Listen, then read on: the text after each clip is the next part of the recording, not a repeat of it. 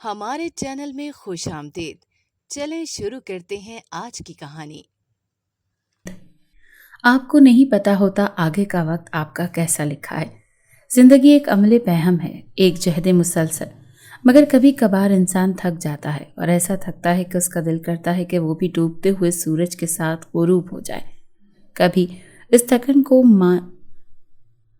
تھکن کو مٹانے کے لیے یوں ہی کسی شام انسان بارش میں بیٹھ کر گھنٹوں پانی کے شور سے اپنے اندر کے سکوت کو شکست دینے کی کوشش کرتا ہے۔ یہ تھکن انسان کے اندر ایسی شکست و ریخت کا سبب بنتی ہے کہ انسان کے وجود کو خاکسر کر دیتی ہے، اور انسان ہوا میں راکھ کے ذروں سے بھی ہلکا ہو کر اپنے وجود کو کھو بیٹھتا ہے۔ سیانے کہا کرتے ہیں کہ زندگی کو زیادہ لمبا تصور نہ کریں۔ جس مستقبل کے بارے میں ہم دن رات سوچتے رہتے ہیں، ہو سکتا ہے کہ وہ مستقبل آئے ہی نہ۔ لمبی زندگی کی گارنٹی تو کسی کے پاس نہیں، بس جو اچھا ہو سکے وہ ضرور کر دیں۔ لیکن زندگی کو سب اپنے تجربے کے مطابق ہی جیتے ہیں، کیونکہ زندگی کے خسارے سبھی کے لیے ایک جیسے ہوتے ہیں۔ ان میں کمی بیشی ناپنے کا کوئی پیمانہ نہیں ہوتا، دکھ کے کوئی مقدر نہیں ہوتے، اس کا بس احساس ہوتا ہے، اور یہ احساس ہی غمگین رکھتا ہے۔ بس فرق یہ ہوتا ہے کہ کوئی کسی کے انتظار میں بیٹھا رہتا ہے اور کسی کو کسی کا سہارا مل جاتا ہے۔ انسان بھی کتنے عجیب ہوتے ہیں نا، انہیں لگتا ہے کہ سب ان کے ہیں، مگر ایسا ہوتا نہیں ہے۔ چاہے کوئی آپ کے کتنا ہی قریب کیوں نہ ہو جائے، وہ جتنے مرضی دعوے کرے کہ وہ واقعی آپ سے محبت کرتا ہے، آپ کے ساتھ مخلص ہوتا ہے، پھر چاہے وہ شخص آپ کے بہن بھائی ہوں، گھر والے ہوں، یا کوئی بھی رشتہ، آپ بس ایسی بات کہیں جو ان کے مزاج کے مطابق نہ ہو، ان کے خیالات اور ان کی سوچ کے خلاف ہو، تو سب ایسے منہ پھیر لیتے ہیں جیسے جانتے ہی نہ ہو۔ یہ تو اللہ کی محبت ہے جو اتنے گناہوں کے باوجود تمہیں اپنا بنائے ہوئے ہے۔ میں نے آنکھ کھولی، کچھ عرصے بعد ہی میرا باپ مجھ سے بچھڑ گیا، جس کو دیکھ کر لگتا تھا جیسے دنیا لٹ گئی۔ زندگی میں وہ دن کبھی نہ بھلایا جائے گا جب کوئی محبت کرنے والا جدا ہوا ہو۔ والد کا رشتہ ماں کے بعد تمام انسانی رشتوں میں مقدس اور اعلیٰ تصور کیا جاتا ہے۔ باپ ایک ایسا درخت ہے جو آگ اور دھوپ کو خود برداشت کرتا ہے، لیکن اپنی اولاد کو سخت ترین گرمیوں میں بھی ٹھنڈک اور راحت فراہم کرتا ہے۔ میرے والد کا شمار بھی ایسے ہی عظیم لوگوں میں ہوتا ہے جنہوں نے اپنی زندگی کے آخری سانس تک اپنی اولاد کی تربیت اور محبت کے لیے وقف کیا تھا۔ والد کی زندگی میں اولاد معاشرے کے رسم و رواج کے بندھن سے آزاد ہوتے ہیں۔ باپ خود بھوکا رہ کر اولاد کے پیٹ پالنے میں دن رات ایک کرتا ہے۔ یہ سچ ہے کہ والد کی شفقت بھری ایک نظر اولاد کو یکدم تر و تازہ کر دیتی ہے، تو اس حقیقت سے بھی انکار نہیں کہ باپ کا وجود اولاد کے لیے زندگی میں بڑی حوصلہ افزا بات ہے۔ باپ کا رشتہ ان کے چلے جانے سے ٹوٹ نہیں جاتا، وہ اس دنیا فانی سے جانے کے بعد بھی ہم سے وابستہ رہتے ہیں۔ ان کی نیک دعائیں ہمیشہ ہمارے پاس ہوتی ہیں۔ ہر باپ کی یہی خواہش ہوتی ہے کہ وہ اپنے بچے کو اعلیٰ سے اعلیٰ معیار زندگی فراہم کرے، تاکہ وہ معاشرے میں باعزت زندگی بسر کر سکے اور معاشرتی ترقی میں بہتر طور پر اپنا کردار ادا کر سکے۔ میرے ماں اور باپ کا دنیاوی لحاظ سے کوئی جوڑ نہیں تھا۔ اماں کے پہلے شروع میں نہ بنی کیونکہ وہ ابا کی دوسری بیوی تھی۔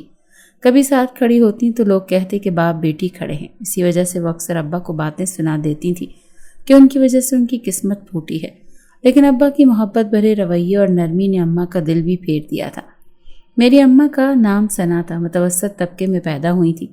ہم جھنگ کے رہنے والے تھے، وہیں بڑی بھی ہوئی تھی۔ وہ کل 10 بہن بھائی تھے، جن میں ان کا نمبر 7واں تھا۔ ان کے والدین نے سوائے بچے پیدا کرنے کے اور کچھ بھی نہیں کیا تھا۔ ایک کمرے کا کرائے کا مکان جس میں کچن نہیں تھا، وہ گرمیوں میں صحن میں پکاتے، جبکہ سردیوں میں کمرے میں۔ آپ یقین کریں گے کہ اس ایک ہی کمرے میں صرف ایک چارپائی تھی، اور اس کے پاس جس میں ابا اور بڑا بھائی سوتے، باقی وہ سب چٹائی پر سوتے تھے۔ اور ایسا کہا نہیں ہو سکتا، جہاں غربت ہو وہاں بدمزگی روزی ہوتی ہے۔ ان کے ابا اور بھائی مستریوں کا کام کرتے تھے۔ 5ویں تک مفت خیراتی اسکول تھا، وہیں گئے تھے، اور اس کے بعد اسکول نہیں گئے۔ 2 چھوٹے بھائی چائے بیچتے تھے اڈے پر، ان کی اماں تھرموس ان کو دے دیتی تھی۔ سردیوں میں چائے بیچتے تھے اور گرمیوں میں کولر میں شربت دیتی تھی۔ ہر کوئی اپنا پیٹ پالنے کے لیے جدوجہد کر رہا تھا، بس یہ تھی کہ ان کی سب سے بڑی بہن پیدائشی معذور تھی، ذات بھی ان کی لوہار تھی۔ لیکن ایک بات ہے کہ تھوڑا تھا لیکن عزت تھی۔ گھر میں کبھی کبھی مرغی پکتی تھی، اس میں سے مرغ کی دونوں ٹانگیں ابا اور بھائی کو دی جاتی تھی۔ مانا جاتا تھا کہ مرد محنت کرتا ہے، اسے بھوک اور طاقت کی زیادہ ضرورت ہوتی ہے۔ وہ بتاتی انہیں اکثر شوربہ ہی ملتا، جسے نعمت سمجھ کر کھاتے تھے۔ پتہ نہیں کیوں وہ بہت کڑتی تھی، اس طرح کے حالات کو دیکھ کر تنگ آ جاتی تھی۔ सब देखकर वो ऐसी ज़िंदगी नहीं जीना चाहती थी। अक्सर कभी कभी भाई बाजार से कुछ अखबार में चीज़ ले आता तो मैं उस अखबार को देखती। उसमें खूबसूरत कपड़े पहने लड़कियों की तस्वीर होती थी, इंटरव्यू भी होते थे। अम्मा ने बड़े बड़े ख्वाब देखने शुरू कर दिए जो उस घर में रहते किसी ने देखने की जरूरत नहीं की थी। कभी कभी चांस मिलता तो उनके मामू के घर टीवी था, उसमें कुछ ड्रामे देखते थे। उसका बहुत दिल चाहता कि काश मैं भी ऐसी बनूं, मशहूर हो जाऊं, दौलत हो, गाड़ी हो, लोग मेरे इंटरव्यू करें। लेकिन कहाँ, उनकी तो दुनिया में ही दूसरी थी, जहाँ ख्वाब भी आलू प्याज आटे के आते हैं, जहाँ ज़रूरतें ही ज़रूरतें थी, जहाँ सुबह के भी रात के खाने की फिक्र लग जाती थी। लेकिन वो बहरहाल ऐसी ज़िंदगी नहीं जीना चाहती थी। एक दिन उन्होंने पक्की ठान ली कि घर से भाग जाएगी, क्योंकि उनसे एक अब्बा का इकलौता कप टूट गया था जिस पर उनको बहुत बुरा भला बोला गया था, जबकि वो तो इत्तेफाकन टूटा था। अक्सर हम सब बहन भाइयों को ऐसे ही मार और डांट पड़ती थी। उनकी अम्मा हमें बद्दुआएं देती थी कि हमें पैदा होते ही मर जाना चाहिए था। कैसे करेंगी वो 6 बेटियों की शादियां और घर बैठी रह जाएंगी। जाहिर है ऐसे तो होना ही था। हमारे माशरे में लड़कियां हमेशा से बोझ ही तो रही हैं। उनकी हिम्मत देने के बजाय उन्हें अजाब ही समझा जाता है। तो ऐसे घर में कौन रहना चाहेगा जहाँ इज्जत ना हो, प्यार ना हो। सो मैंने बिना सोचे समझे भाग जाने का इरादा कर लिया था।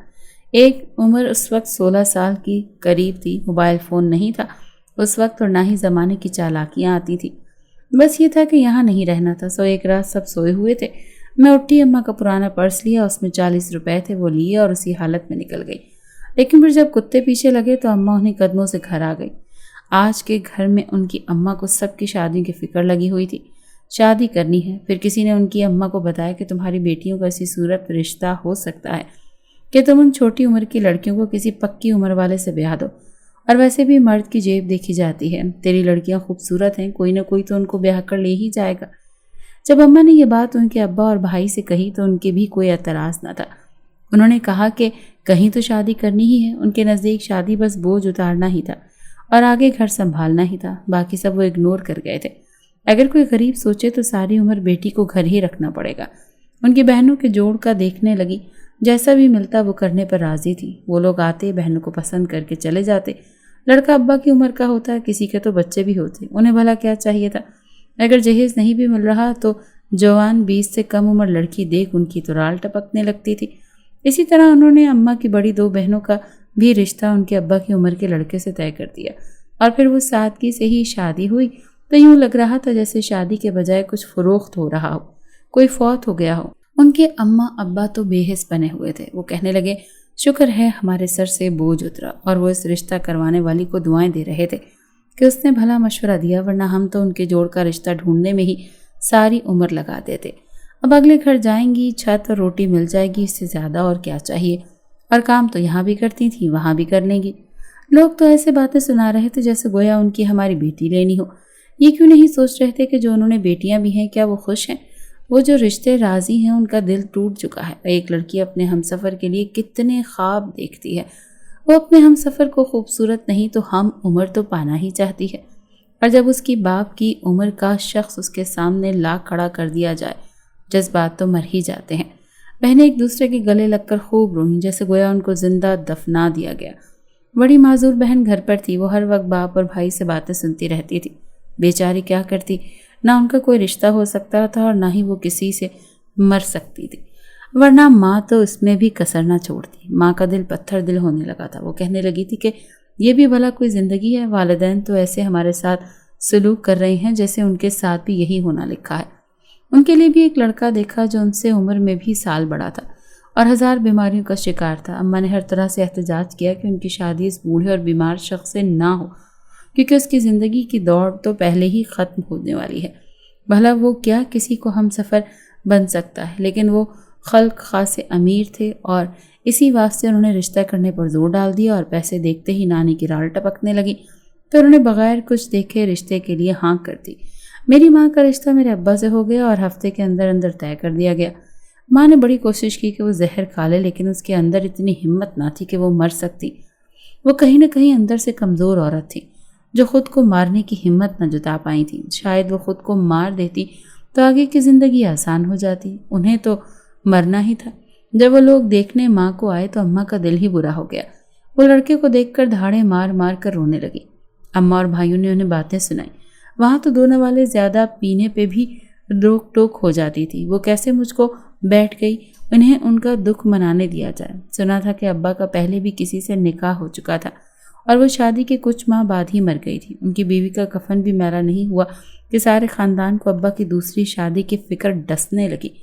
उठते बैठते दुल्हन तलाश की जाने लगी। उनके घर वाले, उनकी भाभियाँ बस ढोल ही पीटती थी। जब कभी खाने पीने से निमट कर बीवियाँ बेटियों की बरी या बेटियों का जहेज टाँकने बैठती तो अब्बा के लिए दुल्हन तजवीज़ की जाने लगती। उनकी भाभियाँ काफ़ी चालाक थीं। उन्होंने पहली बीवी भी खुद ही की पसंद की थी। अब्बा की भाभी बोली गरीब घराने की लड़की मिल जाएगी, लेकिन फिर उन्हें न जाने क्या सोचा कि रिश्ता ढूंढने में इतनी देर लगा दी। शायद उनकी भाभियाँ नहीं चाहती थीं कि अब्बा दूसरी शादी करें, क्योंकि अगर अब्बा की औलाद हो गई तो उनको ज़मीन से हिस्सा देना पड़ेगा और वो भाई बहुत लालची थे। वो सब माल खुद ही खा जाना चाहते थे, लेकिन अब्बा उन पर अंदर एतमाद नहीं करते थे। उन्हें लगता था कि उनकी बहन भाइयों से ज़्यादा दुनिया में कोई उनसे मुखलिस नहीं है। अब्बा की अम्मा से दूसरी शादी थी और ये रिश्ता भी उनकी भाभीियों ने ही तलाश किया था। उनके मुताबिक उन्होंने माँ का रिश्ता लेकर अम्मा पर एहसान किया था। निकाह के बाद अब्बा उन्हें अपने साथ ले आए। उनका घर काफ़ी बड़ा और खाने के लिए कोई कमी नहीं थी, लेकिन जब अम्मा का दिल ही मर चुका था तो उन्हें आसाइशों को क्या देखना था। अब्बा एक सादा से इंसान थे। वो हर मुमकिन कोशिश करते कि माँ को खुश रखें, लेकिन अम्मा उनसे हर वक्त लड़ती रहती थी, क्योंकि वो अपने वालिदैन के साथ हुई ज़्यादतियों का बदला कहीं न कहीं उनसे लेती रहती थी। और तुम्हारी वजह से मेरी ज़िंदगी बर्बाद हो गई, वरना मुझ जैसी हसीन औरत के मयार के हो तुम पर। अब्बा हमेशा चुप कर जाते थे। अम्मा ने अपने मायके जाना भी छोड़ दिया था। वो कहती है कि मेरा वहाँ कोई नहीं है। जिस दिन उन्होंने मुझे ब्याह था उस दिन यही वो मेरे लिए मर चुके थे। मैं उनको इतनी बोझल लगती थी तो अब उनके घर जाकर क्या करूँगी। वो कमरे में बंद हो जाती थी। अब्बा का काम नहीं करती थी। मजबूरन उनको एक नौकरानी रखनी पड़ी। ये बातें अब ख़ानदान में फैलने लगी थी। लोग अब उसे कहते थे कि हाय, हमने तेरी शादी ऐसी लड़की से कर दी जिसके बाद तुझे सारा काम करना पड़ता है। फ़ायदा उनके भाई भरपूर उठा रहे थे। उनकी ज़मीन से होने वाली आमदन का आधा हिस्सा तो वो खुद रख लेते थे, अब्बा को थोड़ा ही देते थे, लेकिन फिर भी हमारा गुजारा हो रहा था। लेकिन किसको खबर थी कि आगे क्या होने वाला है। मेरी पैदाइश पर अब्बा ने मोहल्ले भर में मिठाई बांटी। अम्मा भी कहीं न कहीं खुश थीं, क्योंकि मैं उनके जिगर का टुकड़ा ही तो थी। उन्होंने कहा कि मैं तेरे साथ कभी वो ज़्यादती नहीं होने दूंगी जो मेरे साथ हुई है। मैं तेरा बहुत ख्याल रखूंगी। वो हर वक्त मेरे साथ ही लगी रहती। अब्बा के साथ भी उनका रवैया थोड़ा दुरुस्त हो चुका था। उन्होंने कब सोचा था कि उनके घर में भी नन्हा सा फूल खिलेगा। वो तो समझती थी कि उनका शौहर इस लायक ही नहीं है कि वो अपनी ज़िंदगी गुजार सकेंगे। और फिर मैं करते करते 3 साल की हो गई। ज़िंदगी हसीन तरीन ज़िंदगी थी। मेरा नाम मेरे अब्बा ने परी रखा था। वो कहते हैं कि ये हमारे घर की परी ही तो है। वो मेरा बहुत ख्याल रखते थे, अम्मा की हर ख्वाहिश को पूरा करते थे, जबकि अम्मा भी उनका ख्याल रखती थी। उनके काम खुद करने लगी थी। इनमें ये खुशगवार तब्दीली अब्बा समेत सबने देखी थी। कुछ ने कहा कि दौलत देखकर पिघल गई है। अब्बा ने कभी दौलत की लालच नहीं की थी।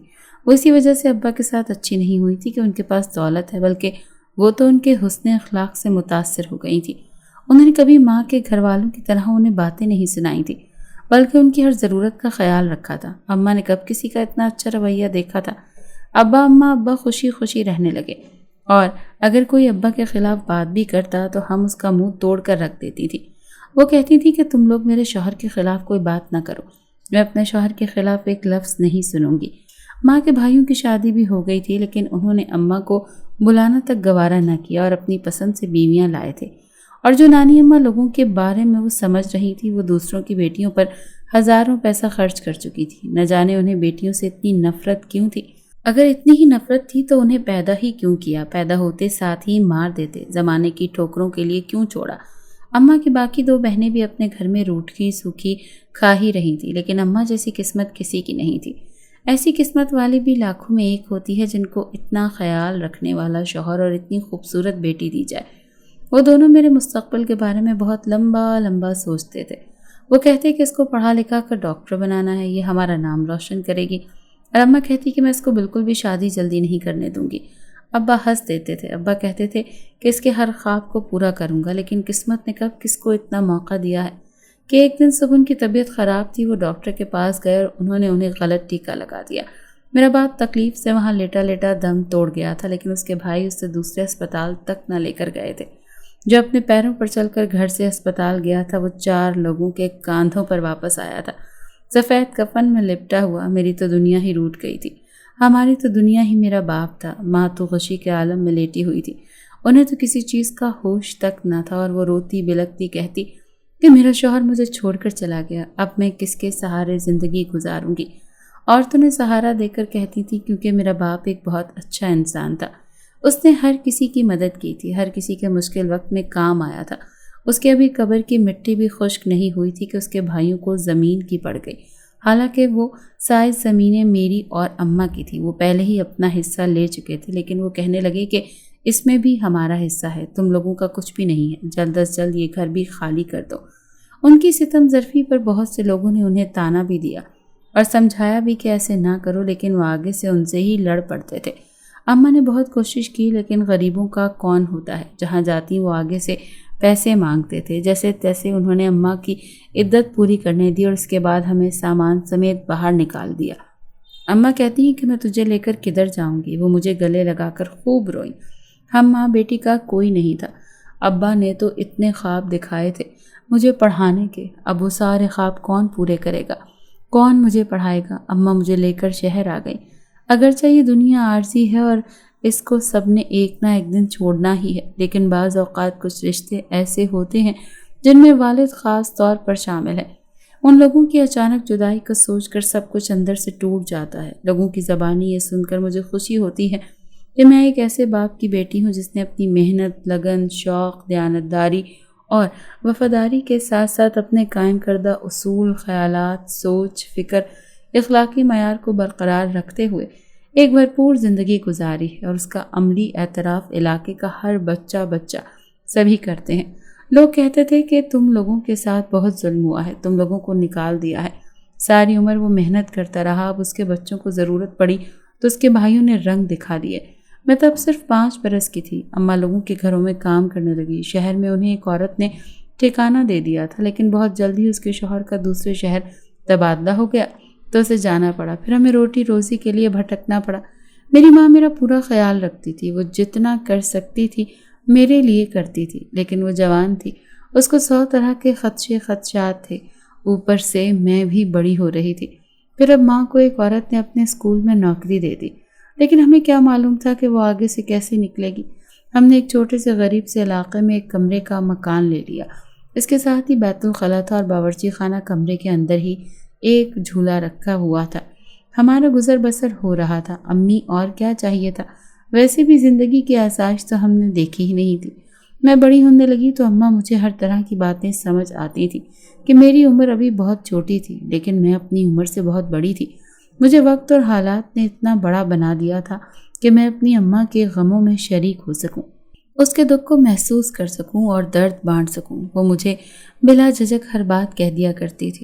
اماں بولی کہ زندگی میں اگر ہم سفر چننے کا اختیار ملا تو صرف اس کی خوبصورتی پر نہ جانا، بلکہ ایک میچور انسان کا انتخاب کرنا۔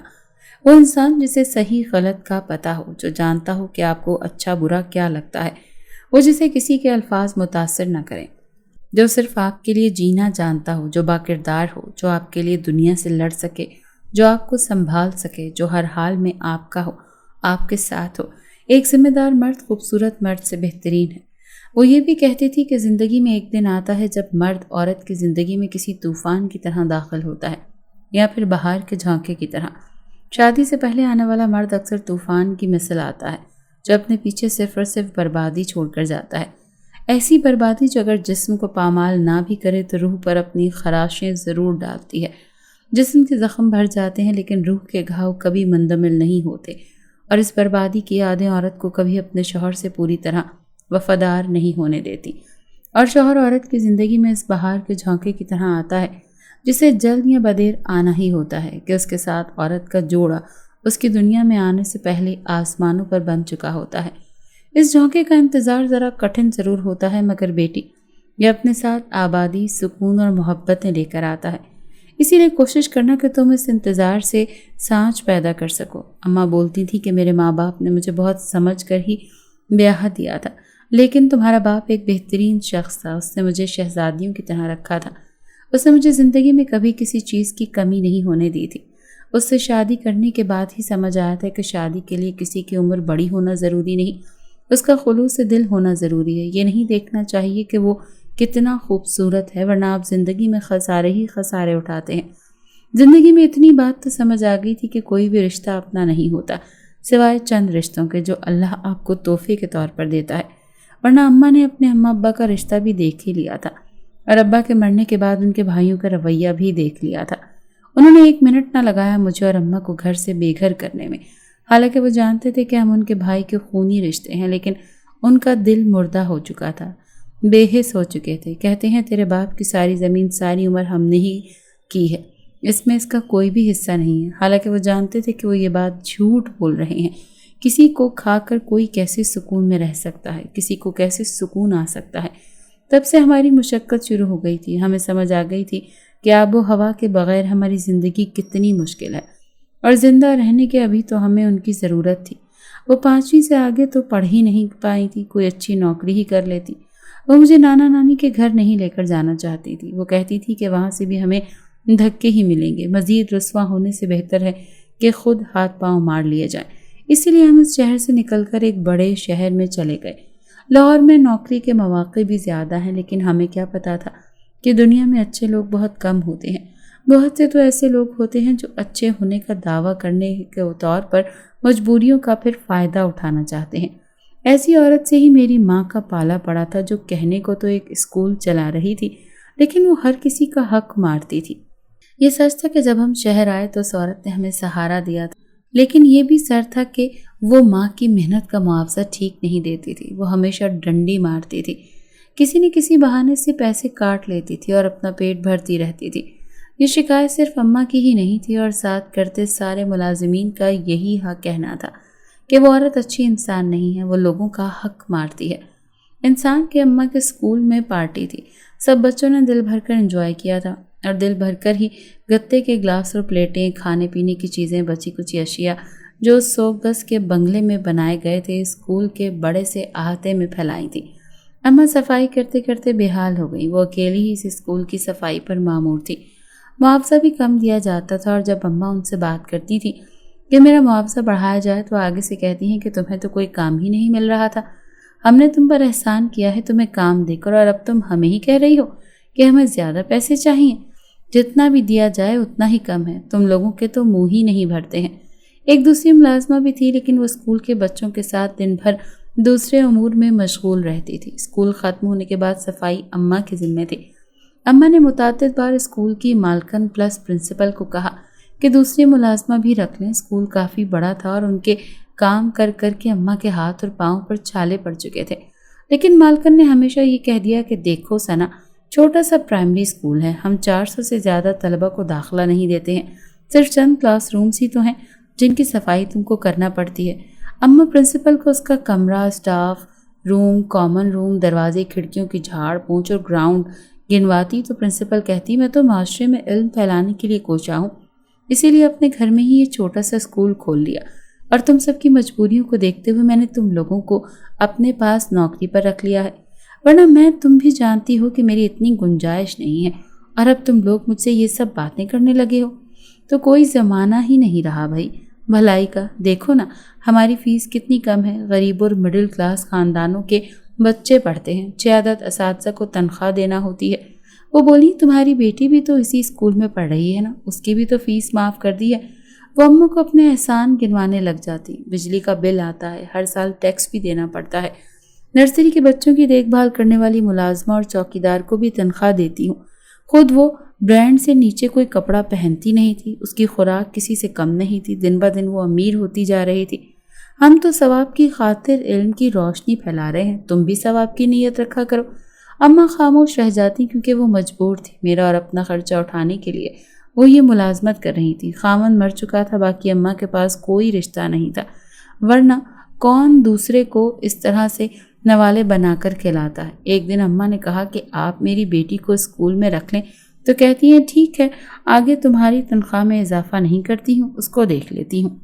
یہ تو آپ کا اصول ہے کہ آپ اپنے ملازمین کے بچوں کو فری تعلیم دیتی ہیں، تو میری تنخواہ سے کیوں رکھی جائے گی؟ میڈم نے مسکراتے ہوئے کہا او ہو تم کنجوس بہت ہو، یہ چند ہزار داخلہ فیس ہی تو ہے، تم سے ہر ماہ فیس نہیں لوں گی، یہ داخلہ فیس تو ثواب کے لیے ہے، آخر ہم تمہارے جیسے غریب لوگوں کے بچوں کو اتنا سستا علم کا زیور فراہم کر رہے ہیں۔ اماں پرنسپل کی صورت دیکھتی رہ گئی۔ ویسے بھی تمہاری بیٹی کے مستقبل کا سوال ہے اور تم چند ہزار دینے سے گھبرا رہی ہو؟ کیا تم نہیں چاہتی کہ تمہاری بیٹی پڑھ جائے، یہ تمہاری طرح لوگوں کے اسکولوں میں کام نہ کرے؟ تم بھی اس کا بہتر مستقبل چاہتی ہو۔ بیٹی کہتے ہی بڑے وقت میں لوگ اچھے فائدہ اٹھاتے ہیں، اور یہی فائدہ تو وہ اٹھا رہی تھی۔ اس کے پاس سارے کام کرتے ملازمین اس سے کافی تنگ تھے، لیکن وہ صرف ان کو اسی وجہ سے نہیں چھوڑ سکتے تھے کہ ان کے علاوہ ان کے پاس اور کوئی ٹھکانہ نہیں تھا۔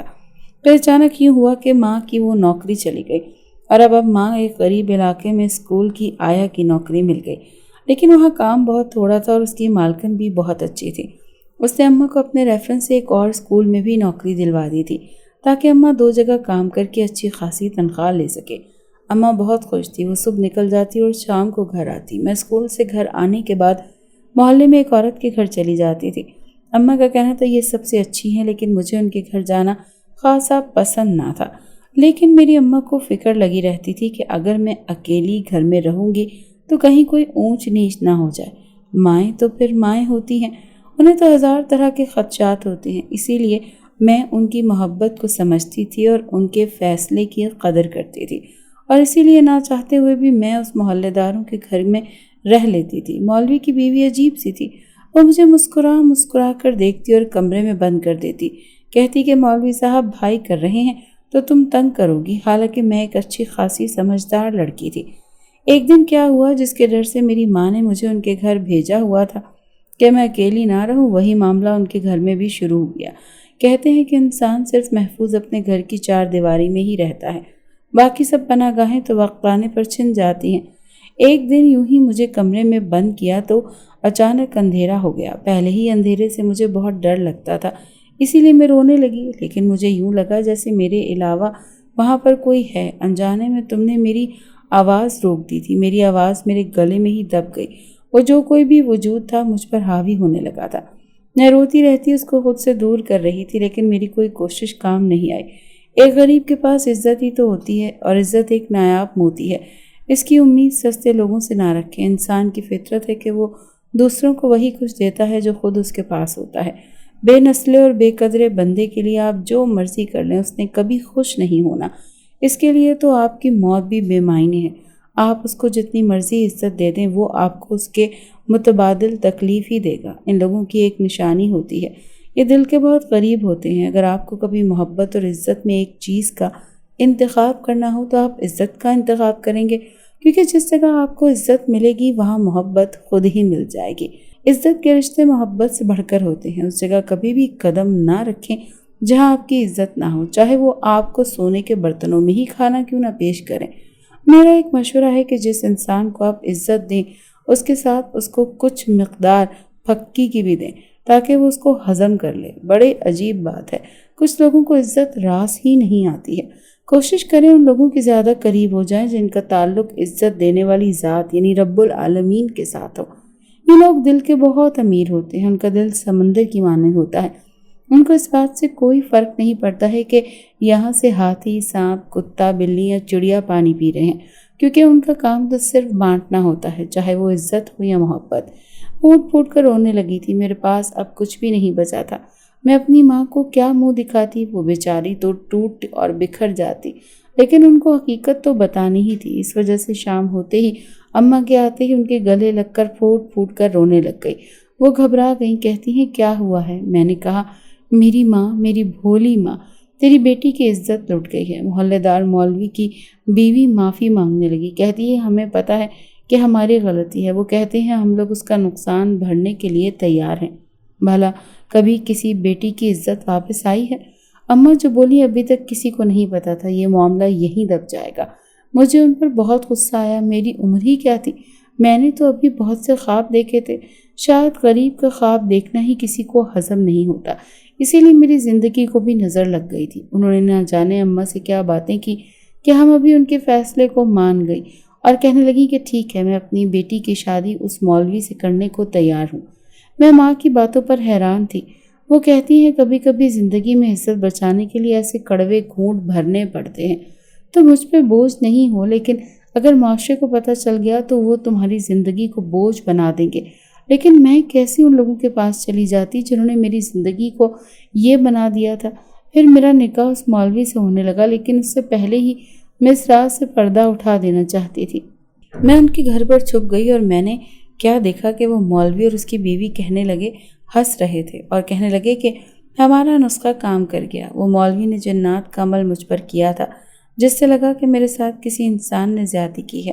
میں نے سب کچھ اپنی ماں کو بتایا، انہوں نے عامل سے معاملات طے کیے، سب ٹھیک ہو گیا۔ میں جیسے ہی ٹھیک ہوئی انہوں نے میری شادی اچھے انسان سے کر دی تھی، وہ میرا بہت خیال رکھتے تھے، انہوں نے مجھے پڑھایا بھی تھا۔ میں اس مولوی کے چنگل سے نکل کر ایک اچھے انسان کے ساتھ زندگی گزار رہی تھی، جو میری کل دنیا تھا۔ زندگی میں کچھ لوگ ہوتے ہیں نا کہ جن کے ہونے سے زندگی خوبصورت لگنے لگتی ہے، جن کے پاس گزرے لمحات ہمیشہ یاد رہتے ہیں، جن کے قرب کا احساس روح کو سکون بخشتا ہے، جن سے تعلق ہمیشہ مسرت اور خوشی کا باعث ہوتے ہیں۔